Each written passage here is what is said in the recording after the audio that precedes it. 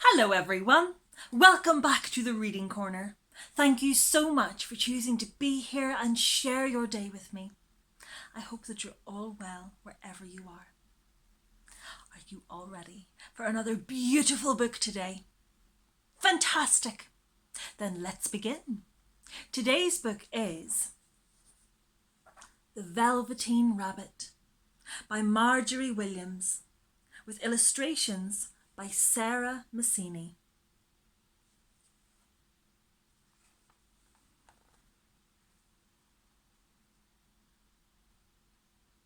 There was once a Velveteen Rabbit, and in the beginning he was really splendid. He was fat and bunchy, as a rabbit should be. His coat was spotted brown and white. He had real thread whiskers, and his ears were lined with pink sateen.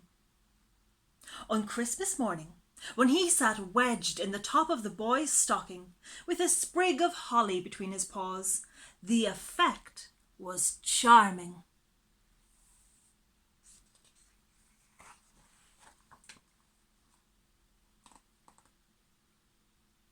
There were other things in the stocking: nuts and oranges, and a toy engine, and chocolate almonds, and a clockwork mouse. But the rabbit was quite the best of all. For at least 2 hours the boy loved him. And then aunts and uncles came to dinner, and there was a great rustling of tissue paper and unwrapping of parcels, and in the excitement of looking at the new presents, the Velveteen Rabbit was forgotten.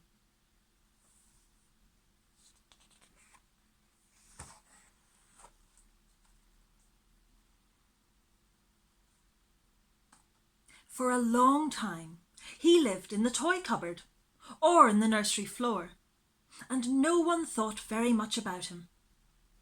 He was naturally shy, and being only made of velveteen, some of the more expensive toys quite snubbed him. The mechanical toys were very superior, and looked down on everyone else. They were full of modern ideas, and pretended they were real. The model boat, who had lived through 2 seasons and lost most of his paint, caught the tone from them, and never missed an opportunity of referring to his rigging in technical terms. The rabbit could not claim to be a model of anything, for he didn't know that real rabbits existed. He thought they were all stuffed with sawdust like himself, and he understood that sawdust was quite out of date and should never be mentioned in modern circles. Even Timothy, the wooden-jointed lion who was made by the disabled soldiers and should have had broader views, put on airs and pretended he was connected with the government. Between them all, the poor little rabbit was made to feel himself very insignificant and commonplace, and the only person who was kind to him at all was the Skin Horse.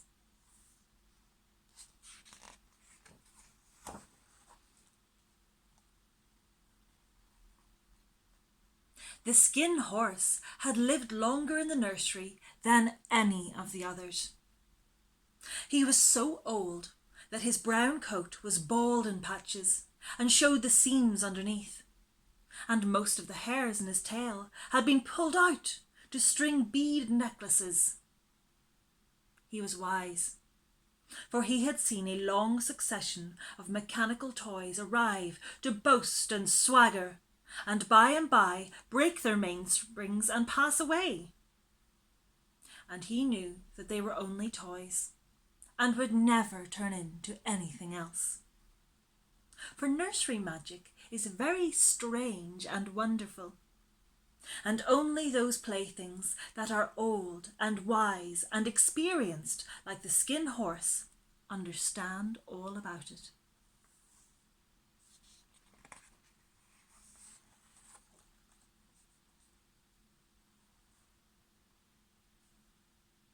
"What is real?" asked the rabbit one day, when they were lying side by side near the nursery fender before Nana came to tidy the room. "Does it mean having things that buzz inside you and a stick-out handle?" "Real isn't how you are made," said the Skin Horse. "It's a thing that happens to you. When a child loves you for a long time, not just to play with, but really loves you, then you become real." "Does it hurt?" asked the rabbit. "Sometimes," said the Skin Horse, for he was always truthful. "When you are real, you don't mind being hurt." "Does it happen all at once, like being wound up?" he asked, "or bit by bit?" "It doesn't happen all at once," said the Skin Horse. "You become. It takes a long time.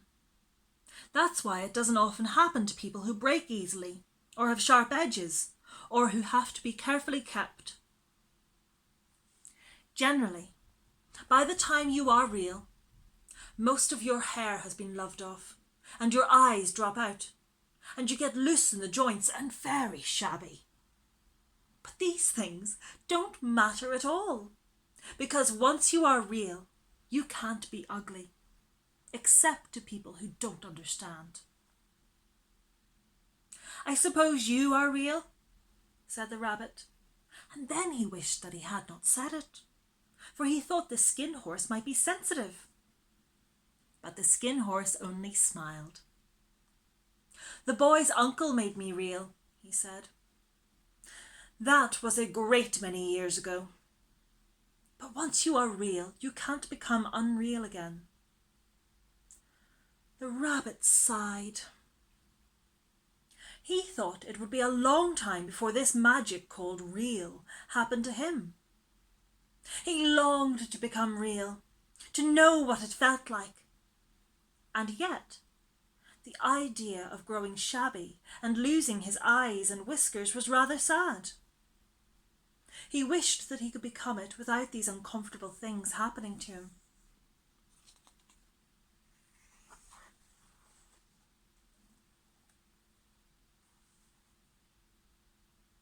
There was a person called Nana who ruled the nursery. Sometimes she took no notice of the playthings lying about, and sometimes, for no reason whatever, she went swooping about like a great wind and hustled them away in cupboards. She called this tidying up, and the playthings all hated it, especially the tin ones. The rabbit didn't mind so much, for wherever he was thrown, he came down soft.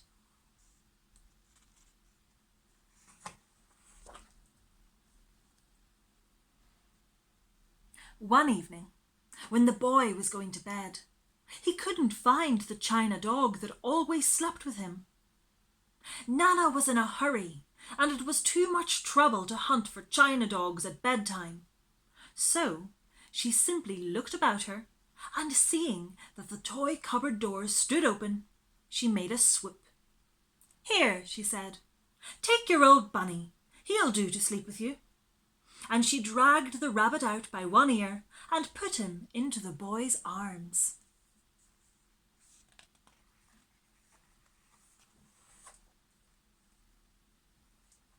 That night, and for many nights after, the Velveteen Rabbit slept in the boy's bed. At first he found it rather uncomfortable, for the boy hugged him very tight, and sometimes he rolled over on him, and sometimes he pushed him so far under the pillow that the rabbit could scarcely breathe. And he missed, too, those long moonlight hours in the nursery, when all the house was silent, and his talks with the Skin Horse.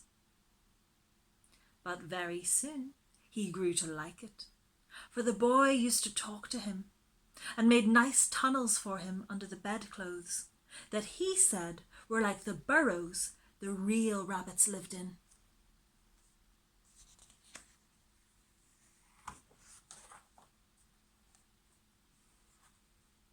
And they had splendid games together, in whispers, when Nana had gone away to her supper and left the nightlight burning on the mantelpiece. And when the boy dropped off to sleep, the rabbit would snuggle down close under his little warm chin and dream, with the boy's hands clasped close around him all night long.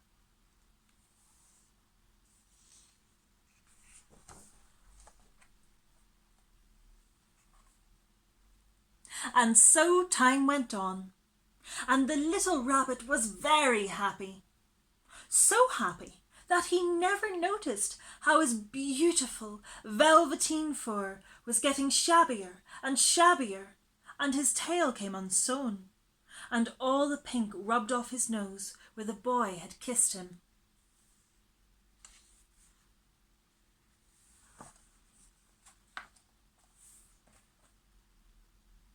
Spring came, and they had long days in the garden, for wherever the boy went, the rabbit went too. He had rides in the wheelbarrow, and picnics on the grass, and lovely fairy huts built for him under the raspberry canes behind the flower border. And once, when the boy was called away suddenly to go out to tea, the rabbit was left out on the lawn until long after dusk, and Nana had to come and look for him with the candle, because the boy couldn't go to sleep unless he was there. He was wet through with the dew, and quite earthy from diving into the burrows the boy had made for him in the flower bed, and Nana grumbled as she rubbed him off with a corner of her apron.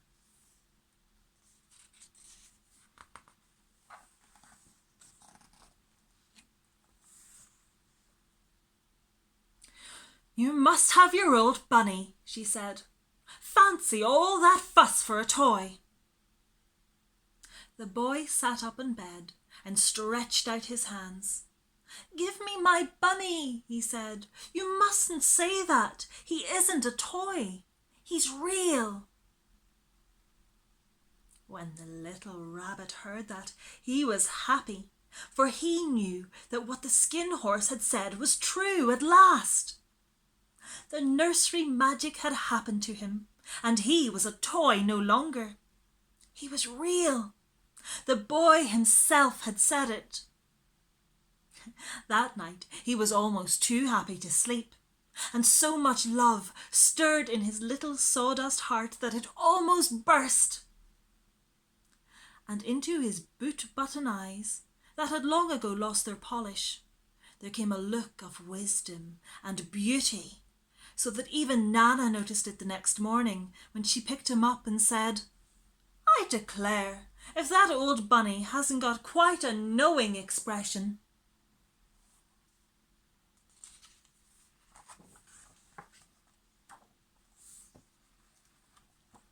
That was a wonderful summer.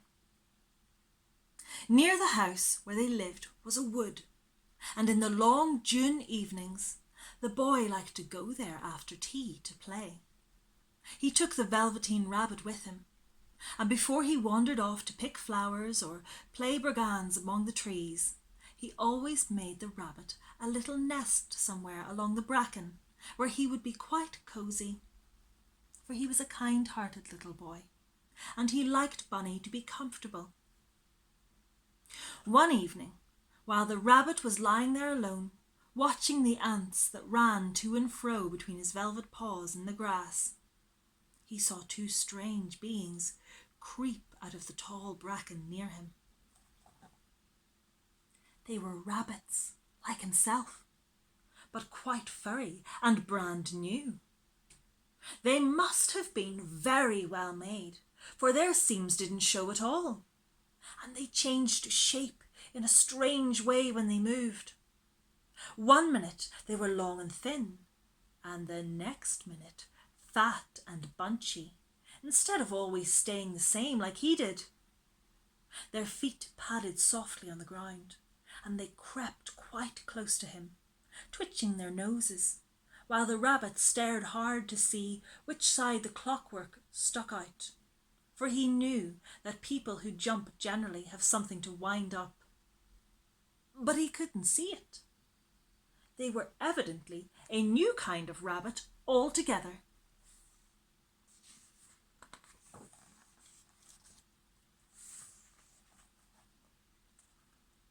They stared at him, and the little rabbit stared back. And all the time their noses twitched. "Why don't you get up and play with us?" one of them asked.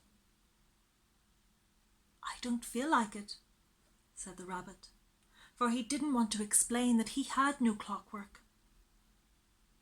"Oh," said the furry rabbit, "it's as easy as anything." And he gave a big hop sideways and stood on his hind legs. "I don't believe you can," he said. "I can," said the little rabbit. "I can jump higher than anything." He meant when the boy threw him, but he didn't want to say so. "Can you hop on your hind legs?" asked the furry rabbit. That was a dreadful question, for the Velveteen rabbit had no hind legs at all. The back of him was made all in one piece, like a pin-cushion. He sat still in the bracken and hoped that the other rabbits wouldn't notice. "I don't want to," he said again. But the wild rabbits have very sharp eyes, and this one stretched out his neck and looked. "He hasn't got any hind legs," he called out. "Fancy a rabbit without any hind legs!" And then he began to laugh. "I have," cried the little rabbit. "I have got hind legs. I am sitting on them."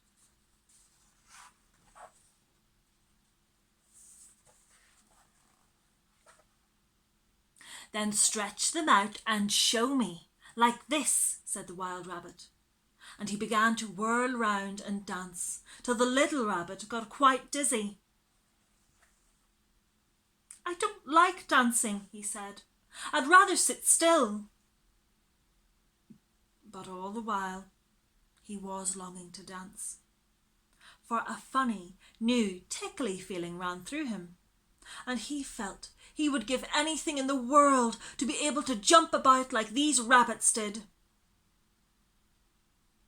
The strange rabbit stopped dancing and came quite close. He came so close this time that his long whiskers brushed the Velveteen rabbit's ears.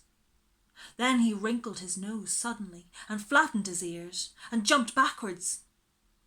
"He doesn't smell right," he exclaimed. "He isn't a rabbit at all. He isn't real." "I am real," said the little rabbit. "I am real. The boy said so." And he nearly began to cry.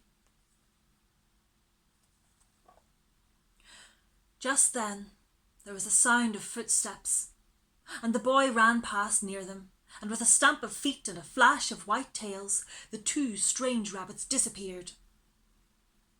"Come back and play with me," called the little rabbit.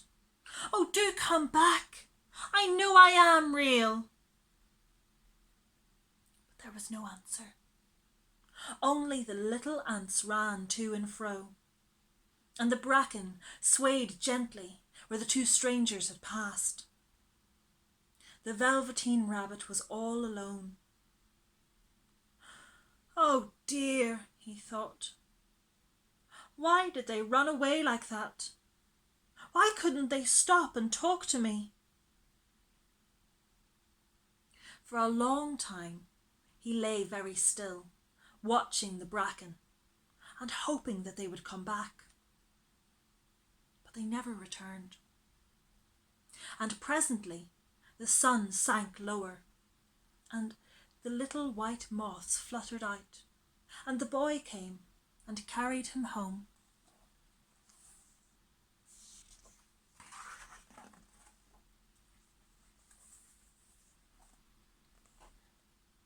Weeks passed, and the little rabbit grew very old and shabby, but the boy loved him just as much. He loved him so hard that he loved all his whiskers off, and the pink lining to his ears turned grey, and his brown spots faded. He even began to lose his shape, and he scarcely looked like a rabbit anymore, except to the boy. To him he was always beautiful, and that was all the little rabbit cared about. He didn't mind how he looked to other people, because the nursery magic had made him real. And when you are real, shabbiness doesn't matter.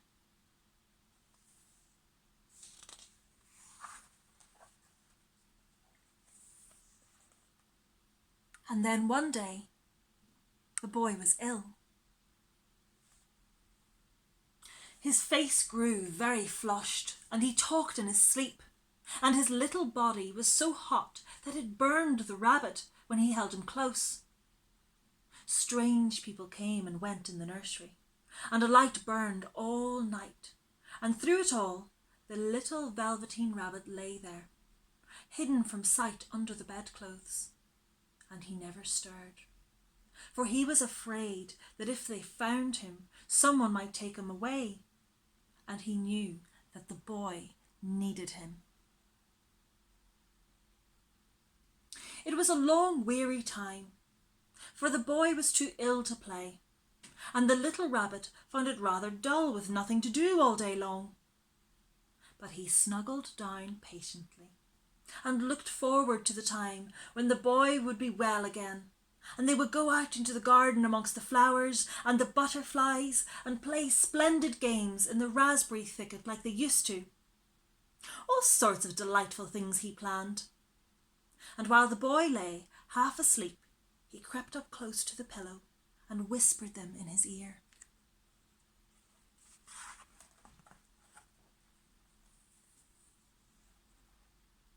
And presently the fever turned, and the boy got better.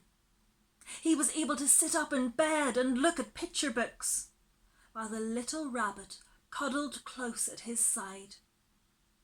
And one day they let him get up and dress.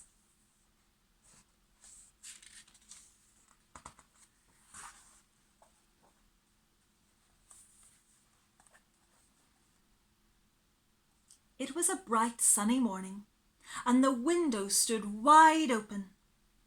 They had carried the boy out onto the balcony, wrapped in a shawl, and the little rabbit lay tangled up among the bedclothes, thinking.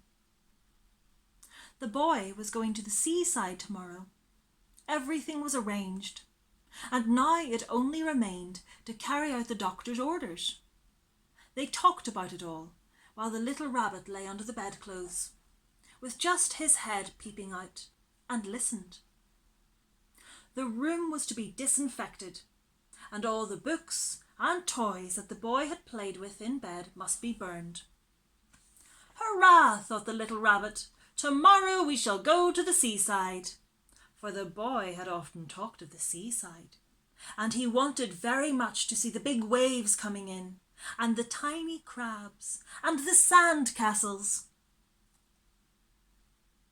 Just then, Nana caught sight of him. "How about this old bunny?" she asked. "That," said the doctor. "Why, it's a mass of scarlet fever germs. Burn it at once. Get him a new one. He mustn't have that any more."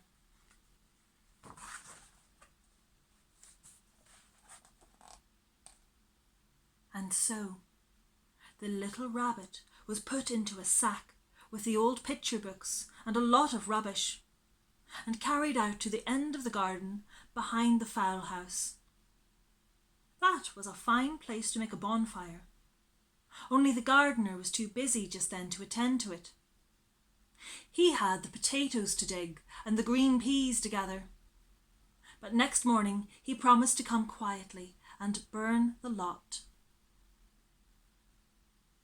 That night the boy slept in a different room, and he had a new bunny to sleep with him. It was a splendid bunny, all white plush with real glass eyes.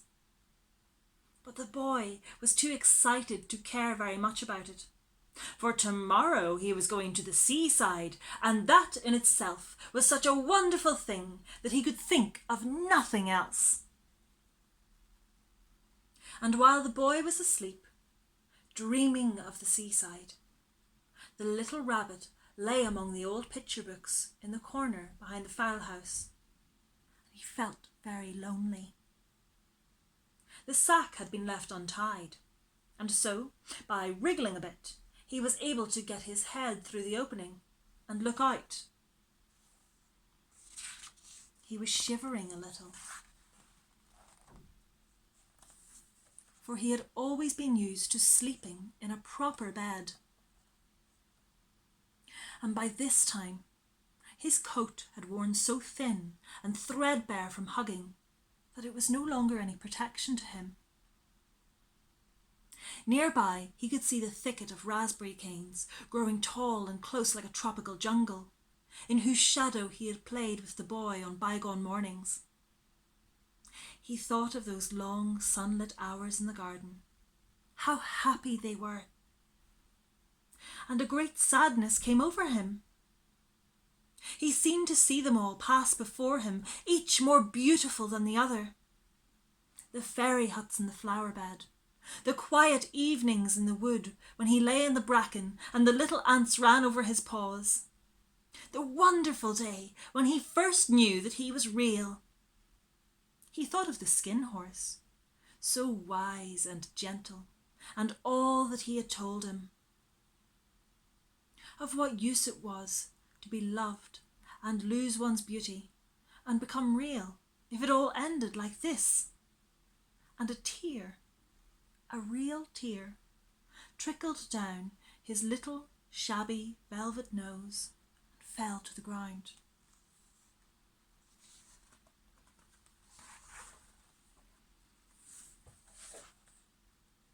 And then a strange thing happened. For where the tear had fallen, a flower grew out of the ground. A mysterious flower, not at all like any that grew in the garden. It had slender leaves, the colour of emeralds, and in the centre of the leaves a blossom like a golden cup. It was so beautiful that the little rabbit forgot to cry and just lay there watching it. And presently the blossom opened, and out of it there stepped a fairy. She was quite the loveliest fairy in the whole world.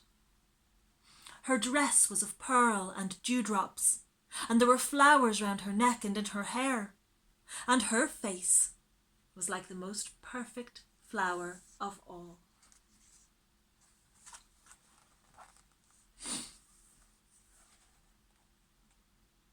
And she came close to the little rabbit and gathered him up in her arms and kissed him on his velveteen nose that was all damp from crying.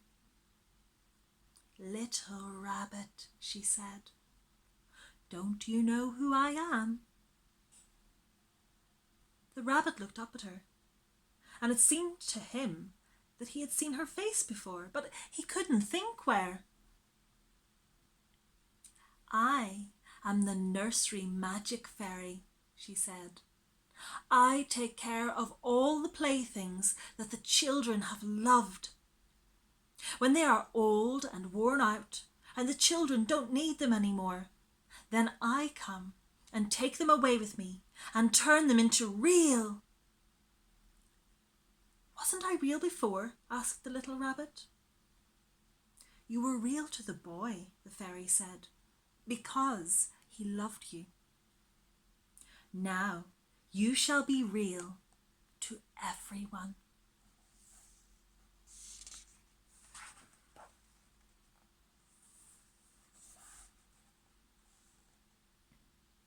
It was light now, for the moon had risen.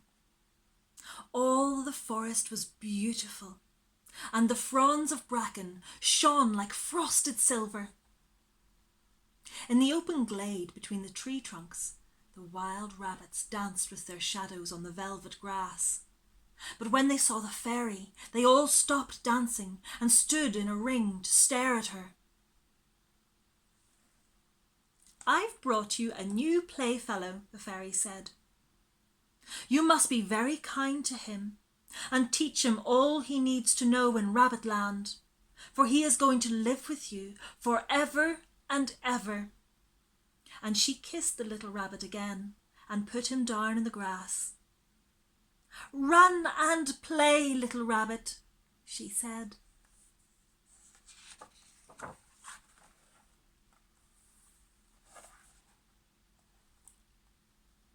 But the little rabbit sat quite still for a moment and never moved.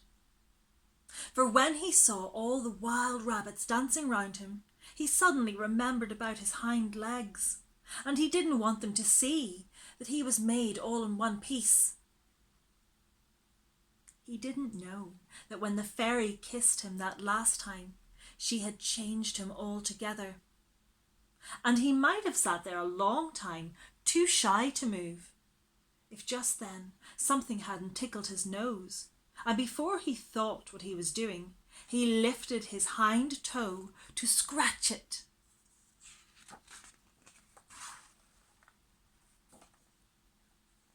And he found that he actually had hind legs. Instead of dingy velveteen, he had brown fur, soft and shiny. His ears twitched by themselves, and his whiskers were so long that they brushed the grass. He gave one leap, and the joy of using those hind legs was so great that he went springing about the turf on them, jumping sideways and whirling around as the others did. And he grew so excited that when at last he did stop to look for the fairy, she had gone. He was a real rabbit at last, at home with the other rabbits.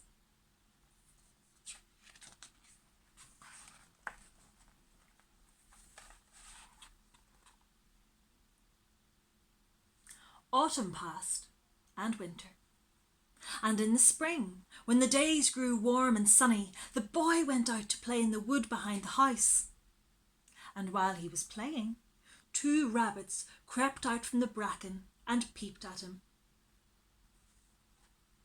One of them was brown all over, but the other had strange markings under his fur, as though long ago he had been spotted and the spots still showed through. And about his little soft nose and his round black eyes there was something familiar, so that the boy thought to himself, "Why, he looks just like my old bunny that was lost when I had scarlet fever."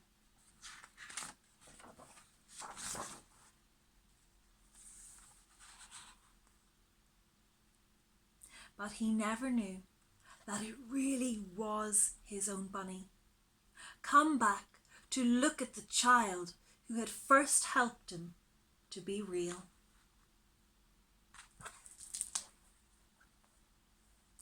The